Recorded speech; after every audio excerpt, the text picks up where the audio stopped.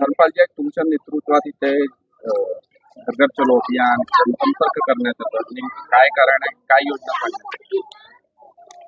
मी या ठिकाणी फक्त आलेलो आहे, परंतु इथे घर चलो अभियान जे आहे, महाजनसंपर्क अभियान जे आहे, तिथले आपले अनुसूचित जाती मोर्चाचे महामंत्री शंकरराव मेश्राम आणि या प्रभागाचे अध्यक्ष श्री गुड्डूजी, या मंडळाचे महामंत्री श्री राजेशजी यांच्या नेतृत्वात हे महाजनसंपर्क अभियान सुरू आहे. संजय भगतजी आमच्या मोर्चाचे मंडळाचे अध्यक्ष आहेत.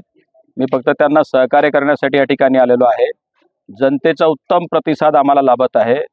देवेंद्रजी फडणवीस साहेबांनी आत्ता जी लाडकी बहीण जी योजना या महाराष्ट्राला दिलेली आहे ती अत्यंत यशस्वी होताना दिसते आहे. महिलांच्या चेहऱ्यावरचा आनंद आणि त्यांनी त्यांचे जे लाडके भाऊ आहेत देवेंद्रजी फडणवीस साहेब यांच्या प्रती व्यक्त केलेला विश्वास, नितीनजी गडकरी साहेबांनी या नागपूर शहरात केलेली विकासाची कामं आणि मोदीजींनी या देशाला दिलेला विकासाचं विजन, या सगळ्या ज्या गोष्टी आहेत त्या मला वाटते की महाराष्ट्रामध्ये भारतीय जनता पक्षाचं सरकार निवड पुन्हा पुनर्प्रतिष्ठापित करणे एवढाच आमचा विषय नाही आहे, तर या महाराष्ट्राला विकासाच्या नव्या वाटेवरती, या देशाला नव्या विकासाच्या वळणावरती नेण्यासाठी यांनी संघ बांधला आणि तो विश्वास आमच्यासाठी भारतीय जनता पक्षाच्या प्रत्येक कार्यकर्त्यांसाठी अत्यंत महत्त्वाचा आहे. आम्ही त्यांच्या आनंदात सहभागी आहोत.